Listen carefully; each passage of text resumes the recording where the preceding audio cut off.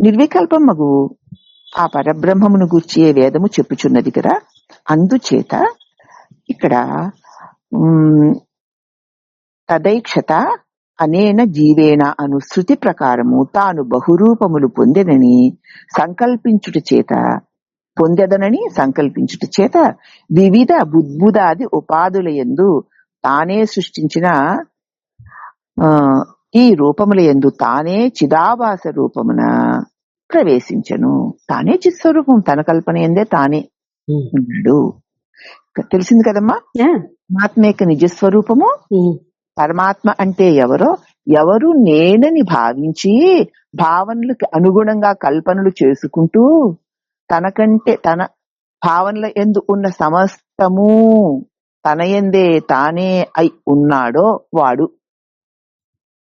ఇక అన్యోన్యస్మి ఆత్మ కథామన్యోన్య ధర్మాంశార్థస్య సర్వ వ్యవహార భాగ్భవతి అని తెలుపబడుచున్నట్ల ఆత్మ అధ్యాస వల్ల కదా, తన్ను మరిచి చూడడం వల్ల, తన వల్లనే కల్పనకు జరుగుతున్న కల్పనకి కారణం తానేనని తన్ను మరిచి చూడడం వల్ల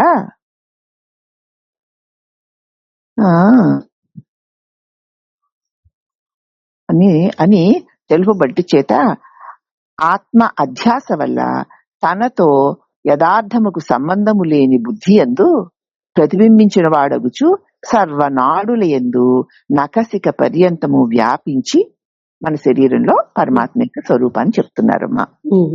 ఎలా ఉన్నాడు? తాను ఆత్మ అధ్యాసము చేత, ఆత్మ యొక్క స్పర్శ చేత తనతో యథార్థముకు సంబంధము లేకపోయినను బుద్ధి యందు ప్రతిబింబించిన వాడు అగుచు సర్వనాడుల యందు నఖశిఖ పర్యంతము వ్యాపించి సుఖ దుఃఖములను అనుభవించుచుండుట చేత జీవుడు అంటారు. ఇప్పుడు చూడు, ఆ దర్శకుడు తన కల్పనలో ఉన్నటువంటి ఏ ఒక్క రూపము కూడా ఆయన కాదు కదా. కాదు. ఆ హీరో గాని ఆ విలన్ గాని ఎవ్వరూ ఆయన కాదు కదా. కానీ ఆయన ఎందే ఉన్నారు, కానీ ఆయన కాదు, ఆయన కల్పన. అంచేత ఆయన భావానికి అనుగుణముగా ఆయా పాత్రలన్నీ ఆయా వ్యవహారాన్ని చేస్తున్నాయి. అలాగే సమస్తమందు వ్యాపించి ఉన్న పరమాత్మ ఈ మన జీవులనబడే మన పాత్రల్ని ఎలాగ ఆడిస్తున్నాడో చెప్తున్నారు. దర్శకుడు ఎలా ఆడించాడో చెప్పుకున్నాం కదా సినిమాని. ఇప్పుడు మన పాత్రలని ఈశ్వరుడు ఎలా ఆడిస్తున్నాడో, తనతో యథార్థముకు సంబంధము లేనటువంటి బుద్ధి యందు, అది యథార్థ సంబంధం ఉందా ఆ హీరోకిను ఆ దర్శకుడికిను? లేదు. అలాగే ఈ బుద్ధితో నా స్వరూపమైన బ్రహ్మస్వరూపమునకు ఏ విధమైన నిజమైన యథార్థ సంబంధము లేదు. అట్టి బుద్ధి యందు ప్రతిబింబించిన వాడు గురించి తన భావమును కల్పింపబడుచు చేత నేను అని అనిపిస్తూ ఉండడం చేత, అవునా? అర్థమైంది? అక్కడ బాగా అర్థమైంది. నేను అని అనిపిస్తూ ఉండడం చేత ఆ నేనన్న భావన సర్వనాడుల యందు నఖశిఖ పర్యంతము గోరుము వెంట్రుక చివరి వరకు వ్యాపించి ఆ పరమాత్మ యొక్క దివ్య చైతన్యము సుఖ దుఃఖములను అనుభవించుచుండుట చేత జీవుడవుచున్నాడు. అంటే నీకు ఉదాహరణ చెప్తాను చూడు. ఆ దర్శకుడు ఒక విలన్ అనేటువంటి రూపమునందు ప్రతి కదలిక ఎలా ఉండి, కాలు ఎలా కదపాలి, చెయ్యి ఎలా కదపాలి, కన్ను ఎలా కదపాలి, చూపు ఎలా ఉండాలి, మాట ఎలా ఉండాలి కదా, తల ఎలా ఎగరేయాలి, కాలు ఎలా పైకెత్తాలి అనేటువంటి ప్రతి క్రియని కూడా దర్శకుడు ఆదేశించినట్లుగా చేయిస్తాడు కదా. అంతే.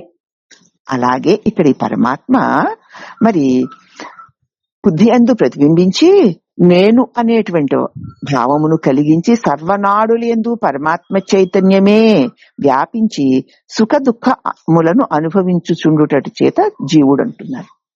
వాడు ఒక క్రూరాతి క్రూరమైన ఒక విలను గాను, వాడు హీరో చేత కొట్టబడిన వాడు గాను, బాధింపబడిన వాడు గాను మనకు కనపడుతూ ఉంటాడు కదా, సుఖ దుఃఖ అనుభవాలు పొందుతున్నట్లుగా.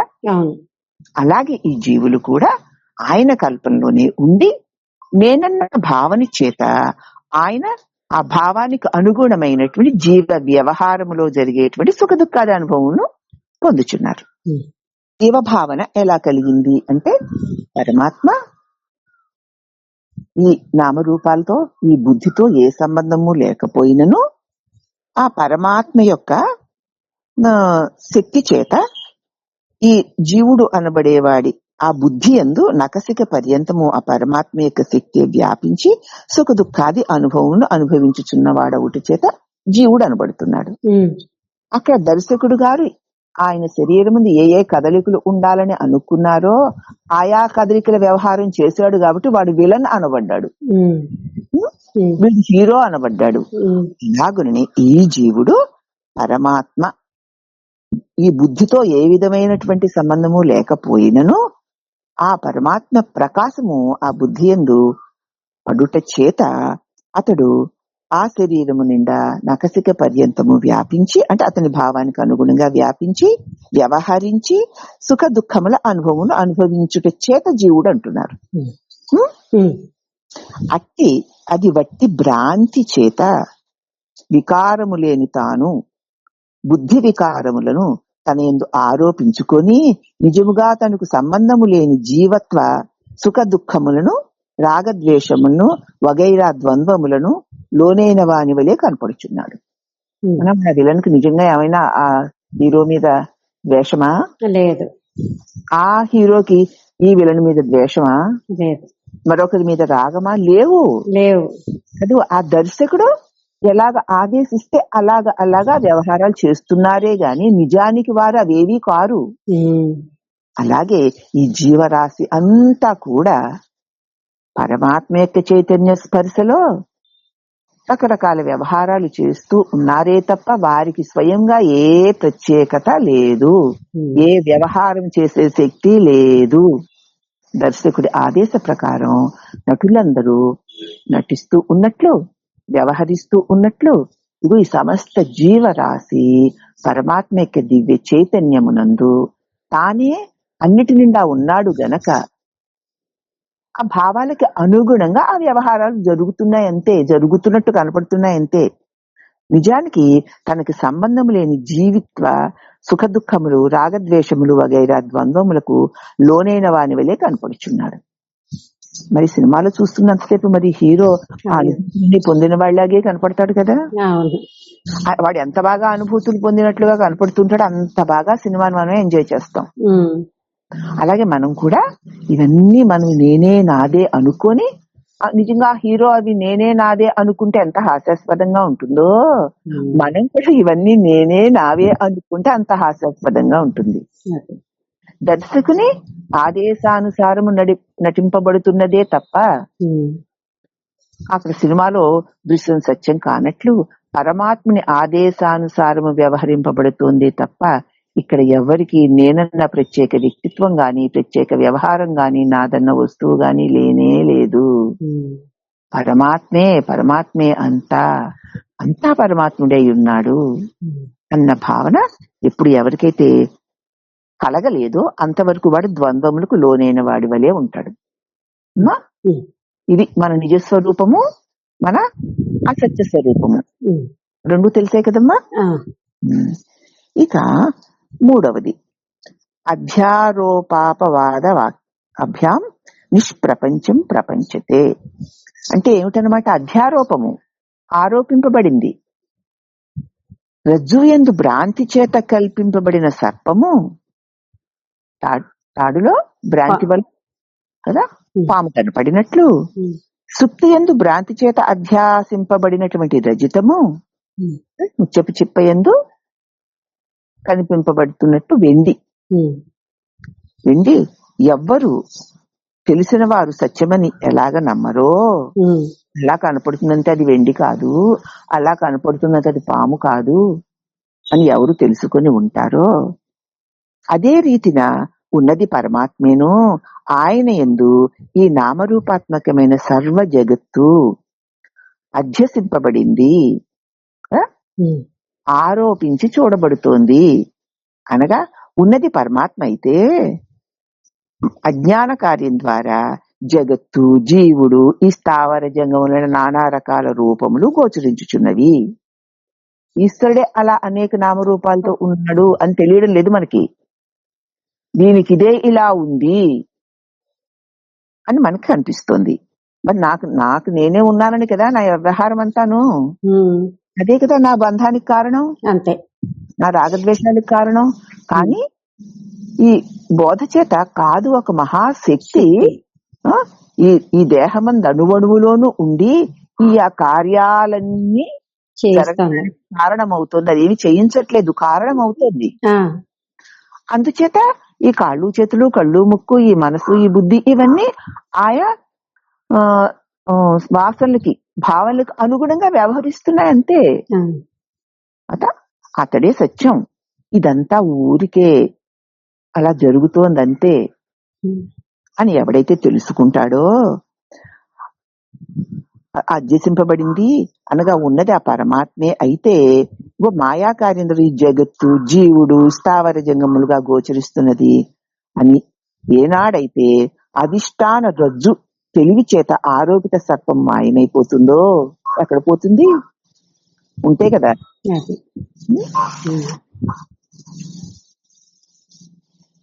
అధిష్టాన రజ్జుగానే మిగులుతుందో, అదే రీతిగా ఏనాడైతే అధిష్టాన పరబ్రహ్మ దర్శనం అవుతుందో తక్షణమే ఆరోపిత జగత్తు తత్కారణమైన ఈ నామరూపములు మొత్తము మూలాజ్ఞానం కార్యకారణ ఉపాధులతో సహా ఆ బ్రహ్మమే అయి గోచరించి తీరుతుంది.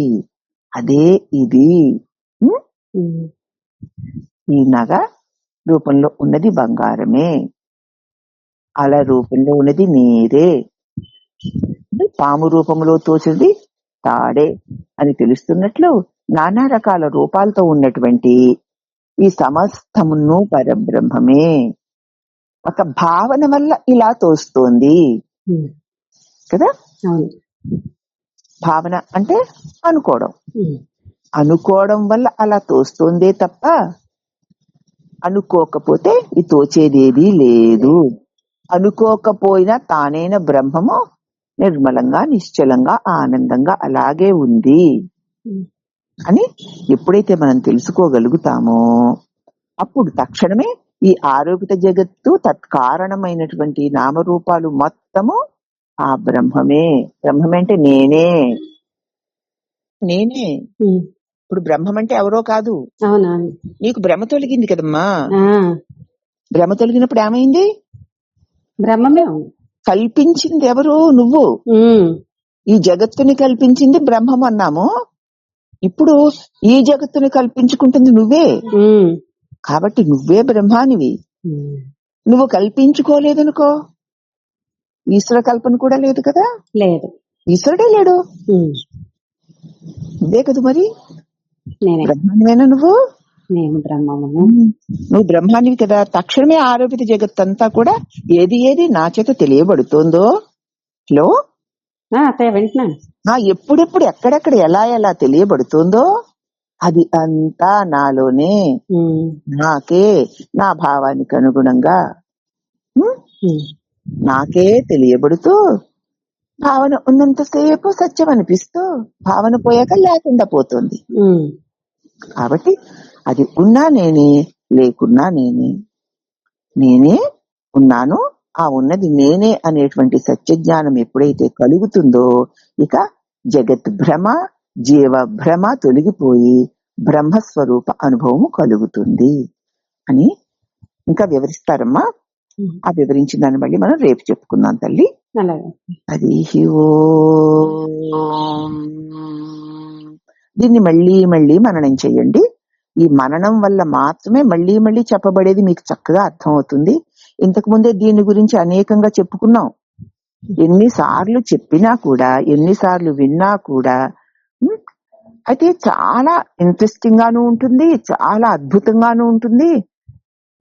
కానీ ఎక్కడెక్కడో ఏదైనా అజ్ఞానం ఉంటే తొలగిపోవడానికి మళ్ళీ మళ్ళీ అనుకోవాలి, తెలుసుకోవాలి. కాదు నేను అని అనకపోతే, అనుకోకపోతే ఏదైనా ఉందా లేదా చూడండి. అలా చూసేటువంటి సాధన మళ్ళీ రేపు మళ్ళీ మనకి బోధ వచ్చే వరకు మనం చేసుకుందామమ్మా. హరి ఓం. ఇక్కడ 3వ సూత్రంలో 2 సూత్రాలు వివరించి చెప్పుకున్న తర్వాత ఎందుకు ఈ సూత్రాలు దేన్ని ప్రతిపాదించడానికి? బ్రహ్మమును. బ్రహ్మమును విదేహ కైవల్యమును పొందుటకు మనకి ఈ సూత్రాలను 6 సూత్రాలుగా విభజించి ఒక్కొక్క సూత్రం ద్వారా ఎలాగ మనం బ్రహ్మమును పొందవచ్చును అన్నదాన్ని చెప్తూ 2 సూత్రాల వివరణ చెప్పుకున్నాము. 3వ సూత్రం యొక్క వివరణ. ఈ 3వ సూత్రంలో అధ్యారోపాపవాదాభ్యాం నిష్ప్రపంచం ప్రపంచతే. ఎలా అంటే రజ్జువునందు భ్రాంతిచే కల్పింపబడిన సర్పము సుక్తియందు భ్రాంతి చేత అధ్యాసింపబడిన రజితమును ఎవరంటే తెలిసిన వారు సత్యము అని ఎటుల భావింపరో తాడు యందు భ్రాంతి చేత కల్పింపబడిందే గాని ఆ పాము అది పాము కాదు. అలాగే ముచ్చపు చిప్ప యందు భ్రాంతి చేత అలాగా వెండిలాగా కనపడుతోందే గాని అది వెండి కాదు అని ఎవరు తెలుసుకుంటారో అదే రీతిని ఉన్నది పరమాత్మే. ఆయన యందు ఈ నామరూపాత్మకమైన సర్వ జగత్తు అధ్యసింపబడి ఉన్నది, అలా ఉన్నట్లు కనపడుతున్నది అని ఎవరైతే తెలుసుకుంటారో, అంటే పాము తాటి యందు పాము ఉన్నట్లు కనపడుచు ఉన్నదే గాని పాము లేదని, ముచ్చపు చిప్పయందు వెండి ఉన్నట్లు కనిపిస్తున్నదే గాని అది వెండి కాదని తెలుసుకున్నట్లుగానే అదే రీతిని ఉన్నది పరమాత్మయేను. ఆయన యందు ఈ నామరూపాత్మకమైన సర్వ జగత్తు అధ్యసింపబడినది అంటే ఆరోపింపబడినది అనగా ఉన్నది పరమాత్మే అయితే అజ్ఞాన కార్యం వల్ల మాయా కార్యం వల్ల జగత్తు జీవుడు అంటూ స్థావర జంగమాలుగా గోచరిస్తూ ఉన్నది అన్నమాట. ఎలా కనపడుతుంది? జగత్తుని జీవుడిని కదిలిక వాటిగా మనకి కనిపిస్తుంది. అనగా ఏనాడైతే అధిష్టాన రజ్జు యొక్క తెలివి చేత ఆరోపిత సర్పము మాయమైపోతుందో అంటే విలీనమైపోతుందో, అలాగా అధిష్టాన రజ్జు గానే మిగిలిపోతుందో, అదే రకంగా ఏనాడు అధిష్టాన బ్రహ్మ దర్శనం అవుతుందో తక్షణమే ఆరోపిత జగత్తు తత్కారణమైన నామరూపములు మొత్తము మూలాజ్ఞానం కార్యకారణాలతో సహా ఆ బ్రహ్మమే అయి నీకు గోచరిస్తుంది. ఎన్ని రూపాలుగా ఎలా కనపడుతున్నా కూడా ఆ బ్రహ్మమే అని అతి స్పష్టంగా మనకి తెలిసిపోతుంది. అప్పుడు మనకి తాడు పాములాగా కనిపిస్తూ ఉన్నా కూడా దాని పట్ల మనం పాము అనేటువంటి భయం మనకి కలగదు. ఎలా కలగదో నిజంగా మరి ఆ బెంకీలు తిరిగి అలా చిరు చీకట్లో పాములాగే ఉంటుంది మరి. అయినా సరే దాన్ని పట్టుకోవడానికి గాని దాని పక్క నుంచి వెళ్ళడానికి గాని దాన్ని చూడడానికి గాని మనం భయపడం కదా. అదే గనక నీకు తెలియకపోతే అసలు దాని చుట్టుపక్కలకి వెళ్ళవు కదా, చంపడానికి ప్రయత్నిస్తావు కదా. తెలిసిన తర్వాత అలాగే ఉన్నా దాని పట్ల నీకు ఏ విధమైన భయభ్రాంతులు ఎలాగ ఉండవో అలాగున ఈ ఆరోపితమైన జగత్తు దాని కారణమైన నామరూపములు మొత్తము ఆ బ్రహ్మమే అయి గోచరిస్తుంది. ఇన్ని నామరూపాలు ఎలా ఉన్నా అవి అన్నీ కూడా ఆ పరమాత్మయే. మనం చెప్పుకుంటున్నాం కదా, నగలెన్ని రూపాల్లో ఉన్నా బంగారమే అన్నట్లు, మరి నీరు ఎన్ని రూపాల్లో ఉన్నా అది నీరే అన్నట్లు, అలలు బొడలుగా ఉన్నట్లు, అలాగే ఎన్నెన్ని కనపడుతున్నా సరే ఉపమానాలను మనం ఊతగా తీసుకుని సత్యాన్ని తెలుసుకోవాలి తప్ప ఉపమానాలు తెలిసిపోయి మాకు అన్ని తెలిసిపోయాయని అనుకోకూడదు. అంచేత ఇప్పుడు ఎక్కడ చూసినా బ్రహ్మమే అంటే ఏమిటి? నీరే అలలుగా ఉన్నట్లు ప్రతి నామము, ప్రతి రూపము, ప్రతి కదలిక అది అచరమైనా గాని చరమైనా గాని స్థావరమైనా గాని జంగమైనా గాని అంత ఆ పరబ్రహ్మమునందే. మళ్ళీ ఆ పరబ్రహ్మమునందే అంటే పెట్లో ఉన్నటువంటి పుస్తకంలాగా కాదు, పరబ్రహ్మమునందే పరబ్రహ్మం అట్లా తోచుచున్నది. అట్లా తాడే పాము వలె తోచుచున్నది అన్నట్లు పరబ్రహ్మమునందే పరబ్రహ్మమే తోచుచున్నది ఈ నామరూపాలతో. అవునా? అంచేత ఎక్కడ చూసినా ఏది ఇది అని తెలియబడినా అదంతా కూడా పరమాత్మే, భగవంతుడే. ఆ, భగవంతుని వ్యక్త రూపమే.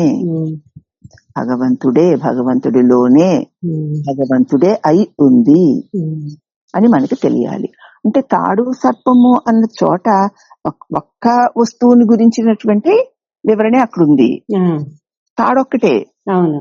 కానీ మరి జగత్ అన్నప్పుడు ఇక ఇంత అంతని చెప్పడానికి వీలు లేని వివిధ వివిధ రకాలుగా ఉన్నటువంటి నామరూపాలు. ఒకటని చెప్పడానికి అసలు ఎన్నని చెప్పగలం, ఎన్నని లెక్క పెట్టగలం? పెద్ద చిన్న చీమ దగ్గర నుంచి కోటాను కోట్ల నామరూపాలు, ఒకదాన్ని పోలి ఒకటి లేనటువంటి నామరూపాలు, అలాగే వాటి యొక్క వ్యవహారాలు, ఇన్నిటినీ కూడా ఏకంగా మనం బ్రహ్మమే అని తెలుసుకోవాలి. ఒక్కదాన్ని చూసి ఏదో తాడే ఇది పాము కాదు అని తెలుసుకోవడం తేలికే గాని, మరి సమస్తము ఇది అని తెలియబడేదంతా బ్రహ్మమే అని మనం తెలుసుకోవాల్సిందనమాట. ఎప్పుడైతే అది పాము అన్న భావన అధిష్టానమైనటువంటి రజ్జు యొక్క జ్ఞానం కలిగినప్పుడు పాము అన్నటువంటి భావన ఎలాగ మాయమవుతుందో, అదే రకంగా ఏనాడైతే అధిష్టాన పరబ్రహ్మం యొక్క దర్శనం అవుతుందో తక్షణమే ఆరోపిత జగత్తు తత్కారణమైనటువంటి ఈ నామరూపాలు మొత్తము ఆ బ్రహ్మమే అయి గోచరించును. ఉన్నది అదే కదా మరి. అంతే. అదే దీని గురించి కూడా వివరణ చెప్పుకున్నాం. ఒక్క తాడు గురించి అయితే తెలుసుకోవచ్చు కానీ మరి జగత్ అన్నది నానా రకంతో ఉంది కదా. అయినా సరే అంతా కలిపి ఇంతగా తెలుస్తున్నదంతా కూడా ఆ పరబ్రహ్మమే. అంటే ఇదేం తెలియబడేది అల్లాను సమస్తం, అదంతా దాని జగత్ అంటున్నాము. కానీ ఏది తెలియబడినా ఎలా తెలియబడినా అది బ్రహ్మమే, బ్రహ్మము కంటే వేరు కాదు అని ఎప్పుడైతే మనం తెలుసుకోగలుగుతామో అప్పుడు తత్కాలం నామరూపులు మొత్తం బ్రహ్మంగా మనకి అనుభవానికి వస్తుంది. ఆ పరబ్రహ్మమే అధ్యారోపము ద్వారా. అయితే ఎలాగ ఈ తాటిలో పాము కలగడానికి, కలిగిన తర్వాత అది తొలగడానికి, తొలగిన తర్వాత భ్రాంతి పోయి తాడే మిగలడానికి ఏది ఆధారంగా ఉందో, ఏది ఆధారంగా ఉంది? జ్ఞానం కదా. అలాగే ఇప్పుడు ఇది ప్రపంచము నానా రకాల రూపాలతో వేరు వేరుగా కనిపిస్తున్నటువంటి ఈ ప్రపంచం అనేటువంటి ఈ దృశ్యము ఆ పరమాత్మ యొక్క స్వరూపమే, ఆ పరమాత్మ యొక్క రూపమే అని మనం తెలుసుకోవడానికి అసలు ఈ రూపం ఎలా ఏర్పడింది అనేటువంటి విషయాన్ని ఇక్కడ చెప్తున్నారు. ఆ పరబ్రహ్మమే అధ్యారోపము ద్వారా ఆకాశము, వాయువు, అగ్ని, జలము, పృథివీ అంటే వివర్తవాదము ద్వారా పంచభూతాలుగాను, అంటే మార్పు చెందుతున్నట్టు వాటిలాగా పంచభూతాలుగాను, అష్ట ప్రకృతులు అంటే అవ్యక్తము, మహత్తు, అహంకారము. అవ్యక్తం అనేటువంటి మహాశక్తి, దాని నుంచి మహత్తు, మహత్తు నుంచి అహంకారము. అవునా? అవ్యక్తము, మహత్తు, అహంకారం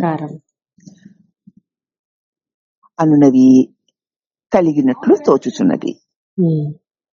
దేనిలో? ఆ బ్రహ్మమునందే. ఆ పరబ్రహ్మమే అధ్యారోపము ద్వారా, ఆరోపితము ద్వారా ఆరోపింపబడ్డాడు కదా.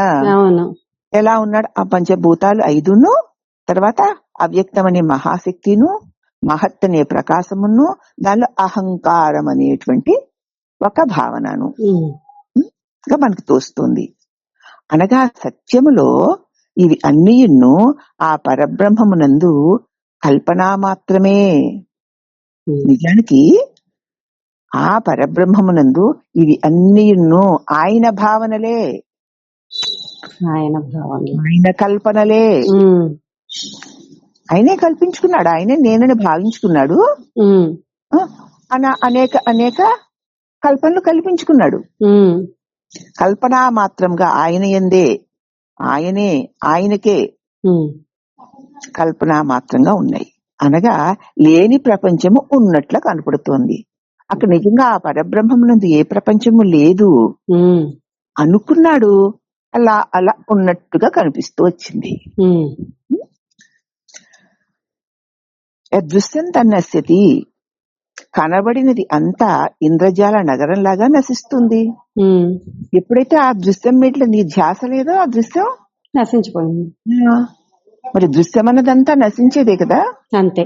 నశిస్తుంది. అలాగే ఆయన యందు ఆయన కల్పన వల్ల ఆయనకే కనపడుతున్న ఈ జగదృశ్యము ఆయన కల్పనే అయి ఉండడం వల్ల ఆయన కల్పన మానేస్తే పోతుంది పోయింది. కదా. ఉమ్, అంచేత ఇది దృశ్యం, అది నశిస్తుంది. ఉమ్. ఏది ఇది అని తెలియబడుతోందంటే కంటికి కనపడేదే కాదు, తెలియబడేది తెలియబడేదంతా కూడా. అదంతా నశించేదే. ఉమ్, కాబట్టి ఇదియే పరమ రహస్యమై ఉన్నది. ఈ ఒక్క రహస్యాన్ని మనం తెలుసుకోవాలి. అది ఎటువంటిది అంటే ఇంద్రజాల నగరం లాగా, ఇంద్రజాలకుడు కల్పించిన ఒక నగరం లాగా కనిపిస్తుంది. ఎలాగా అంటే స్వప్నకాలంలో మనసు సృష్టించిన వ్యవహారం ఎలాగునా స్వప్నకాలంలో సత్యంగాను, మెళుకువ రాగానే అసత్యంగాను గోచరిస్తుంది కదా. ఉమ్. మరి అప్పుడు ఎవరు చేశారు అక్కడ సృష్టి? అదే. స్వప్నకాలంలో స్వప్న జగత్తుని ఎవరు సృష్టించారు? నేనే. నేనే, నాలోనే కదా. ఉమ్, నాకంటే అన్యముగా ఎవరో ఎవరో ఉన్నట్టు, ఏదో ఏదో జరుగుతున్నట్లు మళ్ళీ నా భావన వల్లనే నాకే గోచరించి మళ్ళీ అది నాలోనే లయిస్తుంది. ఉమ్. మరి నీ స్వప్న జగత్తుకి ఏ దేవుడు కారణం కాదు, నీ భావన కారణం. ఉమ్. అవునా? అవును. నీ భావన అంటే నేను కల్లో పలానా కళ రావాలని నేను భావించలేదండి అని అనవచ్చు కదా. ఇంతకు ముందు నీలో ఉన్న భావనలే ఉమ్, ఒక భావన లేచి ఒక జగత్తుని అక్కడ నీకు తోపింపజేసింది. ఉమ్, ఉం? ఉమ్. నీలో నుంచే లేచింది అది. అవును. నీలో నుంచే లేచి అది నీకే తోచి అనేకమై నీ చేత తెలియబడి దానివల్ల ఒక దేహము నేననుకొని దానికి కలుగుతున్న సుఖ దుఃఖాలు నావనుకుంటూ భ్రమించి భ్రమించి ఒక క్షణంలో ఆ భావన యొక్క బలం తగ్గేసరికి కళ అదృశ్యమైపోతుంది. ఉమ్, అమ్మా, ఉమ్. ఈ రకంగా కళ కాలములో కలగంటున్నవాడు కళ కంటే వేరుగా లేనట్లు కళలో ఉన్న సమస్త ప్రపంచము కనేవాడి ఎందే ఉండి ఉమ్, ఉమ్. మరి ఆ కలగనేవాడికి అది వేరుగా అనిపిస్తూ ఉంటుంది. అవును. అదే భ్రాంతి. ఉమ్, అందుకే అది కళ అంటే అది కల్పన అయింది. ఉమ్. కళ ఎలా కల్పన అయిందో తెలిసింది కదా. ఆ, కాబట్టి వెలుగు రాగానే అసత్యమైపోతుంది. ఉమ్. అదే రీతిగా మరి ఈ జాగ్రత్త కూడా, అంతే. ఈ మన వెలుగు కూడా ఉమ్, హిరణ్య గర్భ స్వప్నము ఉమ్. వ్యవహారంలో సత్యంగాను, తత్వదర్శన అనంతరము స్వప్నములాను భాషిస్తూ ఉంటుంది. ఆ మెలుకు జరుగుతున్నంతసేపు సత్యంగాను, ఉమ్. ఇప్పుడు ఇదంతా సత్యంగానే ఉంది కదా మనకి, ఉంది. సత్యంగాను తత్వ దర్శనము. ఉమ్, ఎవరికి ఈ జగత్తు ఈ మెలకువ అవస్థలో సమస్త దృశ్యములు ఎవరికి తోచుచున్నవో ఉమ్. అతడు తన్ను తానెదిగితే ఇదంతా స్వప్నమైపోతుంది. ఉమ్. నాలోనే నాకే నా భావనలే ఇలా తోస్తున్నాయి అంతే. అని మనకు తెలిసిపోతుంది. ఉమ్. నీలోనే నాలోనే. కళ ఎలాగ నీలోనే నీ వల్లనే నీ చేత చూడబడి నీ చేత అనుభవింపబడి నీలోనే ఉండి మళ్ళీ నీలోనే లయిస్తోంది. ఉమ్. మళ్ళీ ఈ మెలకువ ఇది కూడా అంతే అని ఎవరికైతే తత్వదర్శనం కలిగిందో అటువంటి వారికి ఈ మెలకువ కలే అంతే. ఉమ్. అని తెలియచేస్తూ, అయితే మరి కళ కాని వాడెవడు?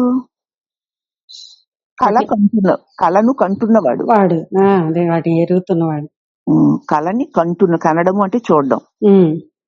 చూచేవాడు అదే చూడబడే దానికంటే ఎప్పుడు వేరే కదా. వేరే. కలగన్నాను అంటావు ఉమ్. కానీ నువ్వు వేరు, నీ కళ వేరు. ఉమ్.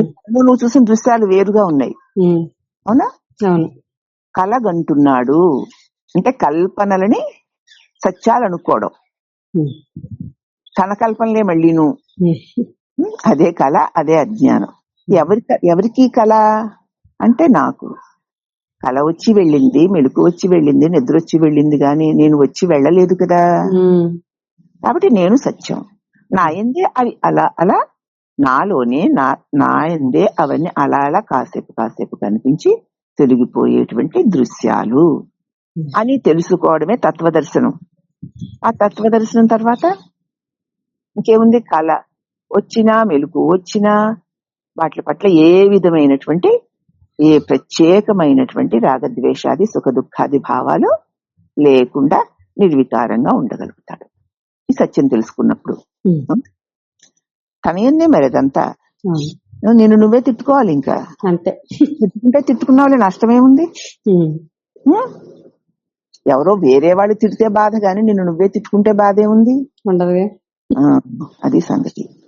ఇక దీన్ని ఇంకా వివరణగా చెప్తూ పంచకోశ విచారణ.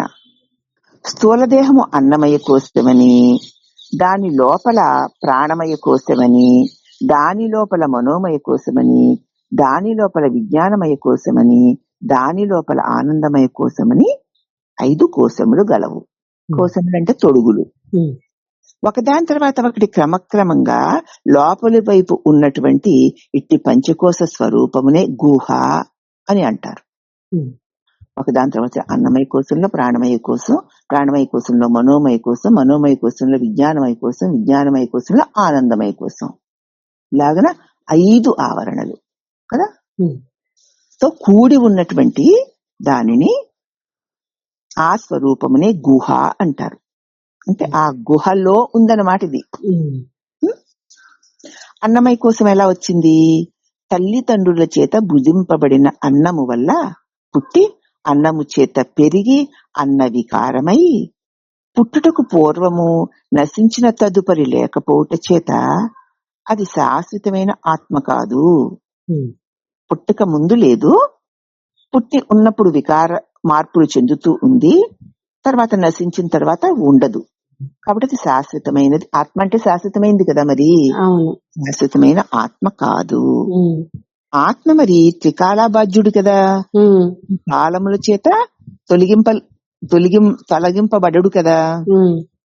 ఎటుల నా గృహము, నా ఆవు మొదలగునవి చెప్పినట్లుగానే నా చెయ్యి, నా కాలు అని అనుట చేత నేను వేరు, ఈ అవయవాకారమైన స్థూల శరీరమైన కరచరణాదులు వేరు తో కూడిన షడ్భావ వికారమైనటువంటి ఈ స్థూల దేహము ఆత్మ కాదు.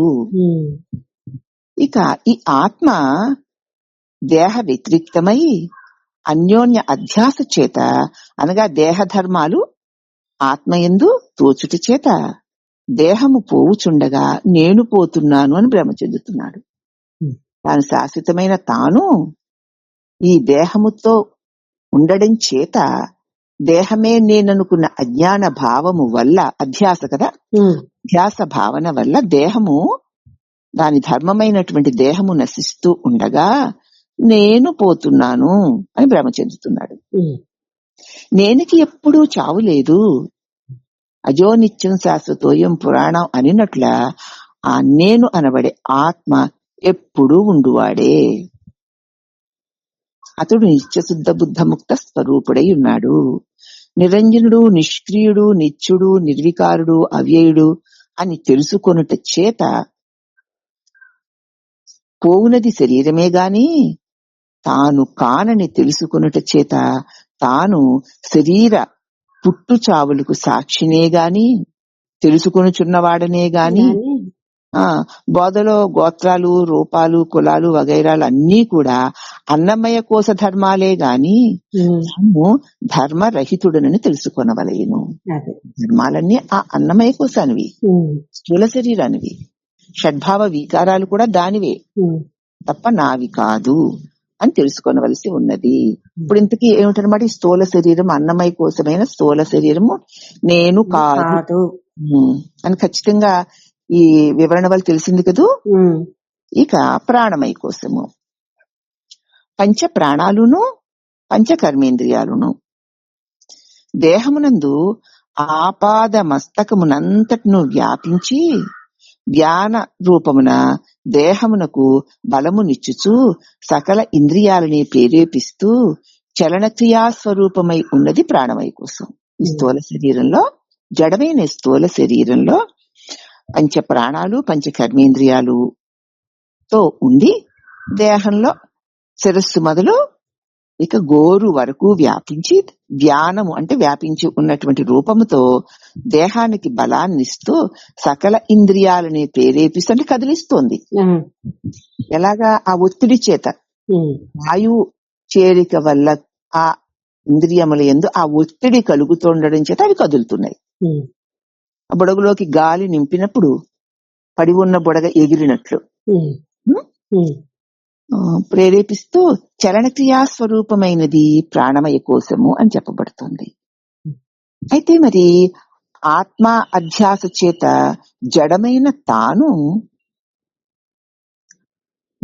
చైతన్యవంతమైన నేను ఆకలి దిప్పులు గలవాడను, శక్తి బలవీర్య సంపన్నుడను, వక్తను, దాతను, మోగను అను మొదలగు కర్మేంద్రియ ధర్మాలను తనయందు ఆరోపించుకొనిచున్నాడు. ఆత్మ అధ్యాస చేత తన్ను తాను ఎరుగకపోవుట చేత తను కాని ఈ కోశాత్మకమైన దేహము నేను అనుకునేటువంటి అధ్యాస చేత ఈ జడమైనటువంటి ఈ అన్నమయ ప్రాణమయ కోశములు వాటిని తాను చైతన్యవంతమై అయి ఉన్నను, వీటి ధర్మముల వల్ల నేను ఆకలి దప్పులు గలవాడను, నేను శక్తి బలము వీర్యము కలిగి ఉన్నవాడను, నేను వక్తను, నేను దాతను, నేను మోగను అంచు మొదలగు కర్మేంద్రియ ధర్మాలను తన యందు ఆరోపించుకుంటున్నాడు. అది ఆ ఇంద్రియ ధర్మాలే గాని నావి కావు అని తెలుసుకోలేని అధ్యాస భావన చేత తాను బ్రహ్మమై ఉండి చైతన్యమై ఉండి కూడా అని అనుకుంటున్నాడు. ఇది ఘటపటాదుల్లాగా ఆత్మ కాదు, మరియు నా ప్రాణము బావుగా లేదు, ఒక కుండని తెలుసుకుంటున్నట్లు, ఒక వస్త్రమును తెలుసుకుంటున్నట్లు నేను దీనిని, ఈ ప్రాణమయ కోశాన్ని, అన్నమయ కోశాన్ని నేను తెలుసుకుంటున్నాను గనక కాబట్టి నేను ఇవి ఆత్మ కాదు అంటే ఇవి నేను కాదు, మరియు నా ప్రాణము బాగా లేదు అన్న వాక్యమును కూడా నేను వినుచుంటూనే ఉన్నాను. మరియు కొలిమియందు తిత్తిలాగా జడము ఈ శరీరము ఆ వాయువు యొక్క ప్రకంపనల వల్ల ఇది కదులుతోందే తప్ప దీనికి ఇది కదలడం లేదు. ఇంకా తాను ప్రాణమయ కోశమునకును దాని కార్యమునకును సాక్షినే గాని ఎరుగుచున్నవాడినే గాని ఈ ప్రాణమయ కోశము కూడా నేను కాను అని తెలియవలేను. ఇక మూడవ కోశమైనటువంటి మనోమయ కోశము, దాన్ని మనస్సు పంచ జ్ఞానేంద్రియాలు. ప్రాణమయ కోశానికి పంచ ప్రాణాలు పంచ, ఇక్కడ మనోమయ కోశానికి మనస్సు పంచ జ్ఞానేంద్రియాలు. శరీరము నేనుగాను, అవి నేననుకుంటూను, గృహ ఆరామ క్షేత్రాదులు తనవిగాను తోపింప చేయునదే ఈ మనోమయ కోశం. ఇదేం చేస్తుందంటే శరీరము నేననిపిస్తూ ఈ గృహము, ఈ ఆరామములు, ఈ ఆస్తులు, ఈ పాస్తు తనవిగాను తోపింప చేస్తూ ఉంటుంది.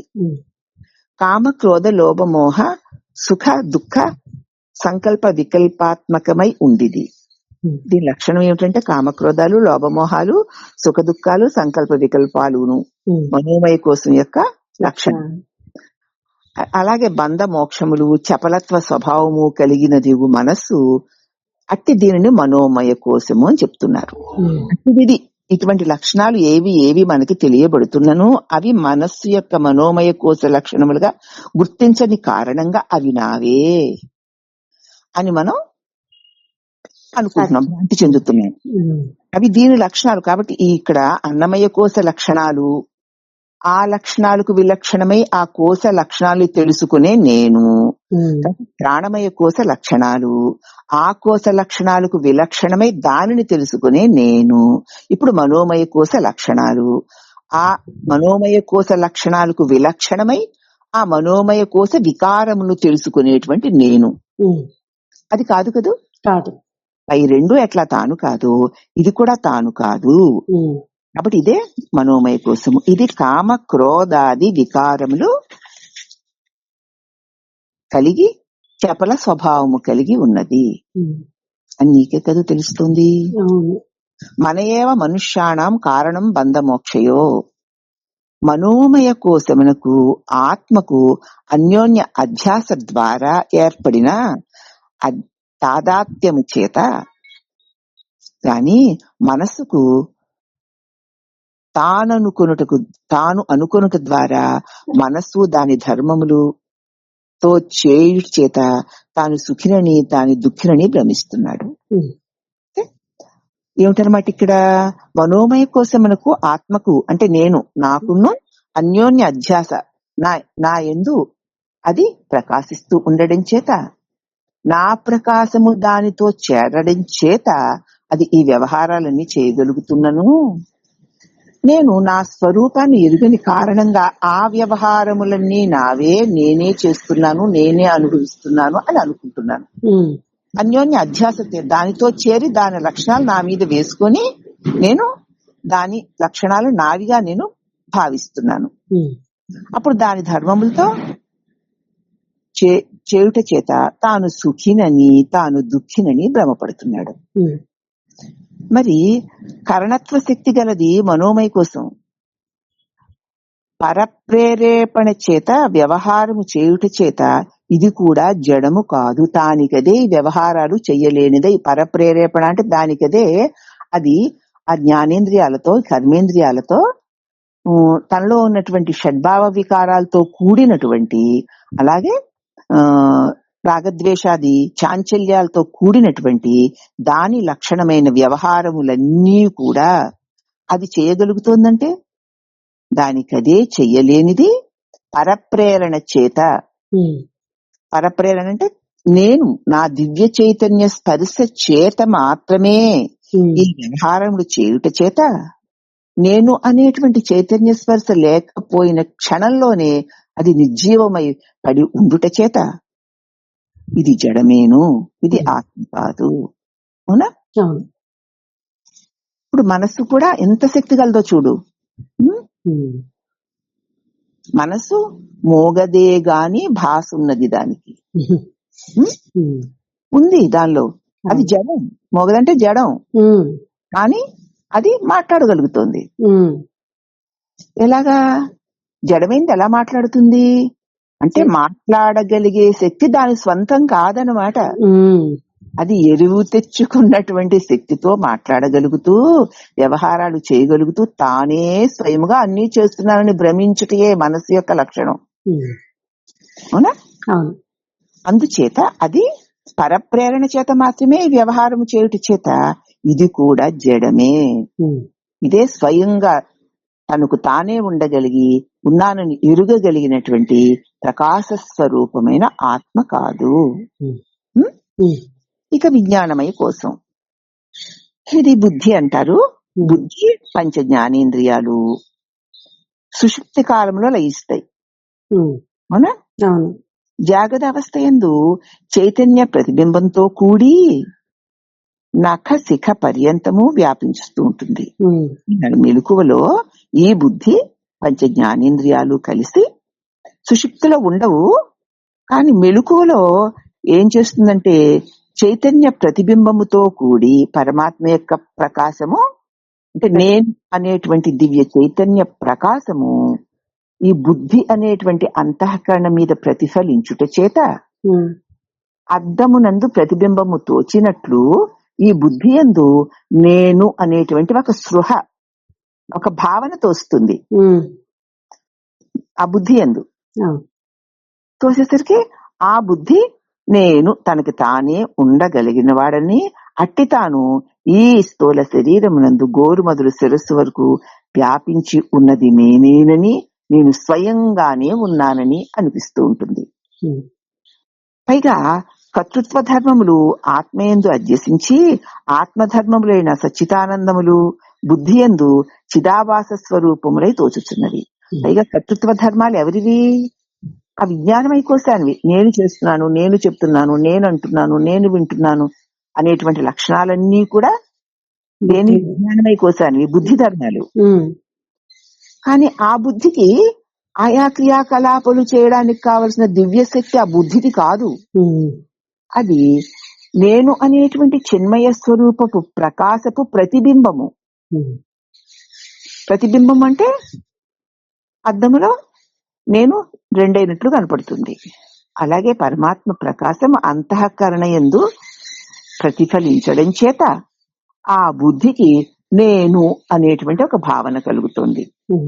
ఆ భావనే తనే సొంతమనుకుని తాను ఈ దేహం అనుకుని ఈ వ్యవహారాలన్నీ చేస్తూ అది దాని సచ్చిదానంద తన స్వరూపము కాకపోయినను సచ్చిదానంద స్వరూపమైనటువంటి ఆ సచ్చిదానంద స్వభావములు తన యందును తన అహంకార మమకార రాగద్వేషాది భావములు సచ్చిదానంద స్వరూపమునందును ఆరోపింప చేసుకొని ఈ వ్యవహారం అంతా విజ్ఞానమయ కోశంలో జరుగుతుంది. అసలు నేను అనేటువంటి నా స్వరూపము స్వయం ప్రకాశము, చైతన్యవంతము, శక్తివంతమును. అట్టిది అంతఃకరణ యందు ప్రతిఫలించిన తోడనే ఆ జడమైన అంతఃకరణకు ఒక చైతన్య శక్తి వచ్చింది. చైతన్య స్పర్శ చేత. చైతన్యం యొక్క లక్షణం ఏమిటి? నేను అనేటువంటి స్ఫురణ. ఆ స్ఫురణ ప్రతిఫలించడం చేత అంతఃకరణ కూడా నేను అనగలుగుతోంది. ఎప్పుడు అంతఃకరణ నేను అనగలిగిందో ఆ నేను అనగలిగే శక్తి నాదే అనుకొని ఇక తన వల్లనే అంతా జరుగుతోంది అనుకుంటూ ఈ వ్యవహారాలంతా కూడా తనవేనని అనుకుంటూ ఈ బుద్ధికి సంకోచ వికాసములు కూడా ఉన్నవి గనక ఈ బుద్ధి ఆత్మ కాదు. ఎందుకు? అది నిద్రలో పడిపోతుంది, మెలకువలో ఉంటుంది. కాసేపు ఉంటుంది, కాసేపు ఉండదు. ఉన్నంతసేపు తానే అన్ని చేయగలుగుతున్నానని, తన వల్లే అంతా అవుతున్నాయని, కొన్ని నావని, కొన్ని కాదని, ఇష్టమని, అయిష్టమని అనేక రాగద్వేషాది వికారాలతో జన్మ జన్మాంతరార్జిత వాసనా సంచయంతో ఈ వ్యవహారాలంతా మనస్సుని ఇంద్రియాలని తోడు చేసుకుని ఈ శరీరంతో ఈ లోకంలో వ్యవహారం చేస్తుంది. అవునా? అట్టి వ్యవహారకర్త, అంత గ్రంథకర్త, అంత చాకచక్యము కలిగినటువంటి ఈ ప్రతిబింబమైనటువంటి ఈ బుద్ధి యందు అంతఃకరణ యందు ప్రతిఫలించిన ఈ ప్రతిబింబము ఇంత చాతుర్యము కలిగినది, ఇంత వ్యవహారము చేయగలిగినది మరి నిద్ర ఎందేది?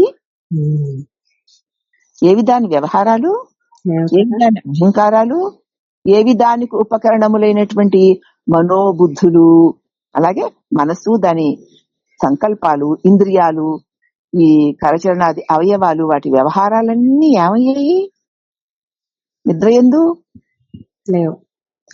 లేవు కదా. మరి ఒకప్పుడుండి ఒకప్పుడు లేకపోతూ ఉన్నంతసేపు నేను నేనని అహంకరిస్తూ నాదని సంకుచిత భావాలతో తనకంటే వేరుగా ఉన్న జగత్తుతో వేరు చేసుకుని పరిధులలో బ్రతుకుతున్నటువంటి అదే సత్యం అనిపించేటువంటి మరి ఈ బుద్ధి, ఈ విజ్ఞానమయ కోసము శాశ్వతము, నిర్వికారము, నిరంజనము, అనంతము, అవ్యయము, ఆనందమే స్వరూపము అయినటువంటి సచ్చితాత్మ ఎట్లు కాగలదు? కాలేదు. కాబట్టి ఈ బుద్ధికి సంకోచ వికాసాలు ఉన్నాయి కనుక ఆత్మ అవుట కుదరదు. కనుక బుద్ధి ధర్మములు గాని అంతర్గతమైన ఇంద్రియ ధర్మములు గాని ఆత్మకు లేనే లేవు కదా. కర్తృత్వ నిశ్చయ శక్తులు గలి తానే అంత చేస్తున్నాననేటువంటి అహంభావము కలిగినదే ఈ విజ్ఞానమయ కోశము. కాబట్టి ఈ విజ్ఞానమయ కోశము కూడా ఆత్మకమైనటువంటి నేను కాదు, ఆత్మ కాదు. లోపలికి వెళ్తే 5వ కోశం. ఒక్కొక్క తొడుగు దాటి వెళ్తున్నాం కదా. అది వాటి ధర్మాలు, వాటి లక్షణాలు, వాటికి విలక్షణంగా ఉన్న నా స్వరూపము. సో అన్నమయ కోశము దాని లక్షణము, వాటికి విలక్షణమైన నేను. ప్రాణమయ కోశము వాటి వ్యవహారాలు, వాటికి విలక్షణమైన నేను. అలాగే మనోమయ కోశము. ఇక్కడ విజ్ఞానమయ కోశం దగ్గర బాగా పరీక్షించుకోవాలి. విజ్ఞానమయ కోశముతో నేనంటూ ఈ సంకుచిత వ్యామోహాలతో కూడి అనేక వ్యవహారాలు చేస్తున్నట్టు గొప్ప స్వయం శక్తి స్వరూపుణ్ణి అన్నట్లుగా వ్యవహరిస్తున్నటువంటి ఈ విజ్ఞానమయ కోశము, దాని లక్షణాలు, దానిని ఎరుగు నేను కాను. అవి నాకు తెలుస్తున్నాయి కదూ. తెలుస్తున్నాయి. ఇక మరి ఆనందమయ కోశం అంటే ఏంటో చూద్దాం. అభిలాష, అహంకారము, అజ్ఞానము, భోక్తృత్వాది వికారములు కలిగి అజ్ఞానిని, భ్రాంతి గలవాడిని, సుఖిని, అను తామస వృత్తులు కలిగి ఉన్నది ఆనందమయ కోసం. అభిలాష అన్నీ తెలుసుకోవాలి, ఇది తెలుసుకోవాలి, అది తెలుసుకోవాలి అభిలాష. పైగా నాకే తెలుసు, నేనే తెలుసుకున్నాననే అహంకారము. పైగా అజ్ఞానము, తను ఏదనుకుందో అదే నిజం అనుకునే అజ్ఞానము. ఇంకా భోక్తృత్వము, నేనే చేస్తున్నాను, నాదే ఇదంతా నేనే అనుభవిస్తున్నాను అనుకునే వికారములు కలిగి నేను అజ్ఞానిని, నేను భ్రాంతిలో ఉన్నాను, నేను సుఖిని, నేను భోగిని అను తామస ప్రవృత్తులు కలిగి నేనుకి ఇవన్నీ ఉన్నట్లు ఆ నేను తాననుకుంటుంది కదా మరి. నాకు ఇవన్నీ ఉన్నాయి అని తామస వృత్తులు కలది. దీనిని ఆనందమయ కోసము అంటారు. ఎంతసేపు తన్ను తాను అన్నిటిలోనూ కలుపుకొని తన గొప్పతనాన్ని తానే భావించుకుంటూ తన్ను తానే ఎంతో గొప్పవాడిగా అనుకుంటూ ఆనందిస్తూ ఉంటుంది. అది అది తను అనుకున్నట్లు అవ్వకపోతే దుఃఖిస్తూ ఉంటుంది. అందుచేత దానిని ఆనందమయ కోసము అని తామస వృత్తులతో కూడి ఉంటుంది. అది ఆనందమయ కోసం. ఈ కోసము పుణ్యభోగం కాలమునందు వ్యక్తమై అవి క్షయింపగానే సుషుప్తిలో లయం పొందుతూ ఉంటుంది. ఎప్పుడైతే సుఖాలు బాగా వచ్చాయనుకో, పుణ్యాల వల్ల వచ్చినటువంటి సుఖభోగాలు వచ్చినప్పుడు బాగా చటుక్కున వ్యక్తమైపోతూ ఉంటుంది. ఆహా ఓహో అనుకుంటూ, నాకు నచ్చింది జరిగితే ఆహా అంటూ ఒక్కసారి తన్మయమైపోయేలాగా అయిపోతూ ఉంటుంది. నాకు నచ్చింది జరిగినప్పుడు నాకు నా పుణ్య ఫలితం వల్ల నాకు సుఖాలు భోగాలు వస్తున్నప్పుడు అతి త్వరగా అది వ్యక్తమైపోయి కాసేపు ఎప్పుడైతే ఆ భోగం క్షయిస్తుందో అప్పుడు సుషుప్తిలో. ఇక ప్రియము, మోదము, ప్రమోదము అనేది సుఖ విశేష వృత్తులతో తెలియబడుతూ ఉంటుంది. ప్రియము ఇష్టమైన దాన్ని చూడడం, ఇస్తే దానికి సంతోషం, దాన్ని ఆనందం అంటాం అనుకుంటున్నాం. అలాగే మోదము దానిని పొందడం, సంపాదించుకోవడం వల్ల మోదం కలుగుతుంది. ప్రమోదము దాన్ని అనుభవించడం వల్ల చెప్పడానికి వీలులేని ఆనందం కలుగుతూ ఉంటుంది. ఇవే దానికి లక్షణాలు. ఇష్టమైన వస్తువుల్ని తెలుసుకోవడము, తెలుసుకున్న వాటిని సంపాదించుకోవడము, సంపాదించిన దాన్ని అనుభవించడం. ముందు తెలుసుకున్నప్పుడు ఆహా ఎంత గొప్పదో అని ఆనందించడం, దాన్ని సంపాదించుకున్నప్పుడు ఆహా అది నాకు వచ్చేసింది కదా అని పొంగడం, తర్వాత దాన్ని అనుభవించి ఆహా ఇంతకు మించిన ఆనందం ఇక లేదు అని వివసం అవ్వడం. ఇవమ్మ ఆనందమయ కోస లక్షణాలు. అవి మనకు తెలియబడుతున్నాయి కదా. తెలియబడుతున్నాయి. కాబట్టి ఈ సుఖ విశేష వృత్తుల చేత తెలియబడుతుంది. బాగా మనం ఆ సుఖ విశేష వృత్తుల చేత మనం ఆనందమయ కోస లక్షణాలు మనం తెలుసుకోవచ్చు. ఈ ఆనందమయము బుద్ధ్యాదుల యందు ప్రతిబింబ అభావము చేత వర్తిస్తూ ఉంటుంది. ఈ ఆనందమయ కోసం బుద్ధ్యాదుల యందు ప్రతిబింబించి తన భావాలకు అనుగుణంగా వర్తిస్తూ ఉంటుంది. అర్థమైంది ఇక్కడ? అర్థమైంది. కనుక ఈ ఆనందమయ కోసము నిత్యమైన ఆత్మ కాదు కదా. కాదు. దానికి ఇష్టమైన అలా వచ్చేసరికి పొంగి పొర్లి వచ్చేసారి ఆహా ఓహో అనుకున్న తర్వాత మళ్ళీ బుడుమున ఆ అలలాగా లేచి మళ్ళీ కలలాగా పోతుంది. కాబట్టి ఈ ఆనందమయ కోసము మరి నిత్యమైన పొంగు కృంగులు లేని ఆత్మ కాదు కదా. దీనికి పొంగు కృంగులు ఉన్నాయిగా. కాబట్టి ఇష్టవస్తు దర్శనము చేత పుడుతుంది. పైగా స్వాపాధికము కనుక ఆత్మ కాదు. ఉపాధిని పట్టుకునే ఉంటుంది కాబట్టి అది ఉపాధి రహితమైన ఆత్మ కాదు. పొంగు పొంగులు కలిగి ఉంది కాబట్టి నిర్వికారమైన ఆత్మ కాదు. నిర్వికారమైన ఆత్మ లక్షణాలు దీనికి లేవు కదా. లేవు. పైన చెప్పినటువంటి ప్రతిబింబమునకు కారణమైన ఈ ఆనంద స్వరూప బింబం ఏది కలదో ఆ ఆత్మస్వరూపమైన ఆనంద బింబము సర్వకాల సర్వావస్థల యందును నిత్య శుద్ధ బుద్ధ స్వరూప స్వభావములు కలిగినదై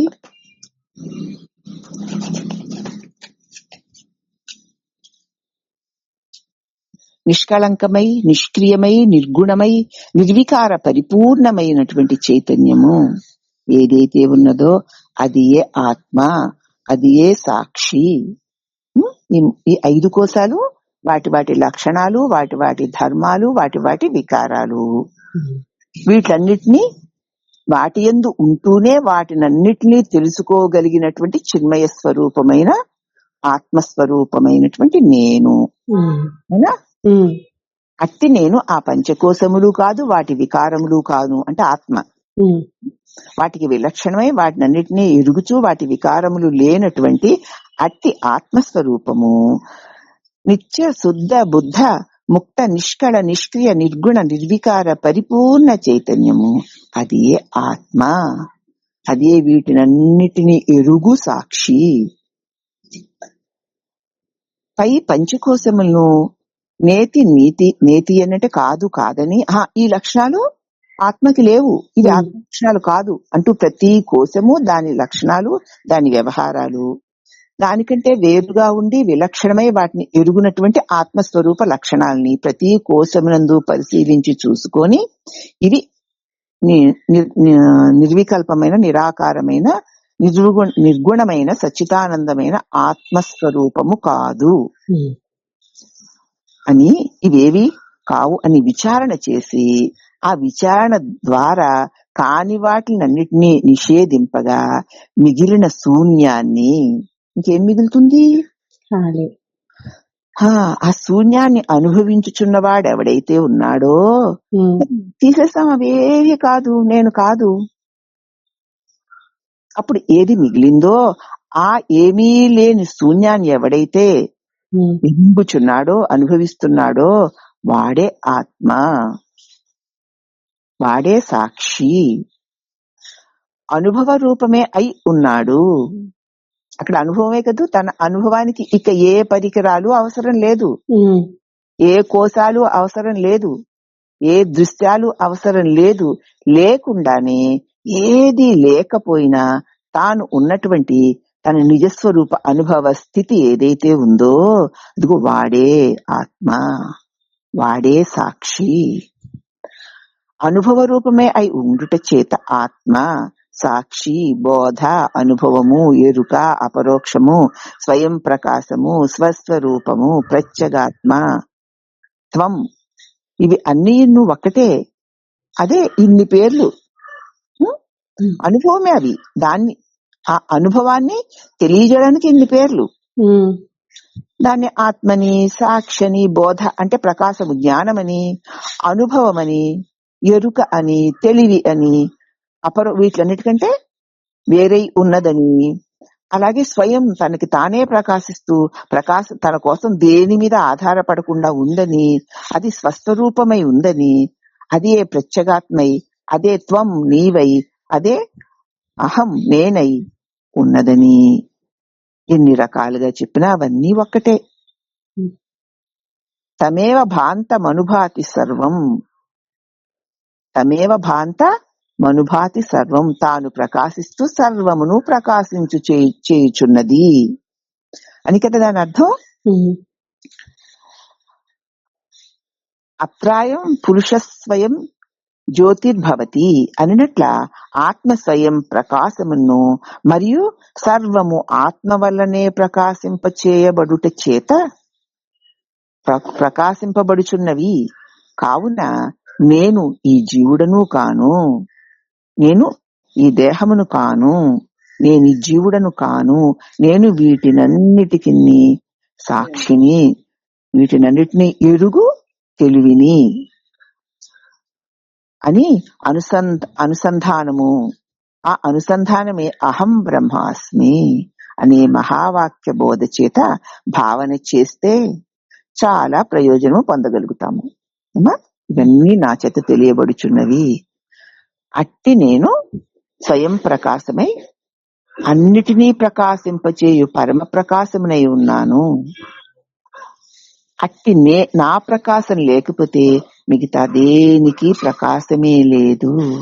అన్నిటియందు ప్రకాశిస్తూ అన్నిటినీ ప్రకాశింపచేస్తూ స్వయం ప్రకాశ స్వరూపమైన నేను బ్రహ్మమును అని మనము ఈ నేను సాక్షిని అని అనుసంధానము చేసుకుంటూ నేను బ్రహ్మమును అనేటువంటి మహావాక్య బోధ చేత భావన చేసిన చాలా ప్రయోజనము పొందగలము. కాబట్టి సర్వాభావం వినా కించిన్న పశ్యామి, అనుట చేత అంటే నీవు సర్వశూన్యమును చూచుచున్న సాక్షివి. అన్ని ఉన్నప్పుడు అన్నిటినీ చూచుచున్నవాడు నువ్వే. ఏది లేని శూన్యమును కూడా ప్రకాశింపచేస్తూ దాన్ని ఎరుగుచున్నవాడివి నీవే. అవునా కదా? అవును. మరి అదే నీ స్వస్వరూపము. ఉమ్. ఈ ఆత్మ ఎల్లప్పుడూ కూడా నేను నేను అని ఏకరూపమున నీకు ప్రత్యక్షముగా నీవే అయి నీ అనుభవముగానే ఉంది. అట్టి నీవే అయి ఉన్నా నీ స్వయం ప్రకాశ స్వరూపమునే నీవని నీవు ఎరుగుము అని మనకి ఈ 3వ సూత్రం ద్వారా తెలియజేస్తున్నారమ్మా. ఇంకా ఉంది దీని గురించి చెప్పేది, నేను మళ్ళీ రేపు చెప్పుకుందాం. సరేనా? ఉంటానమ్మా. సరే.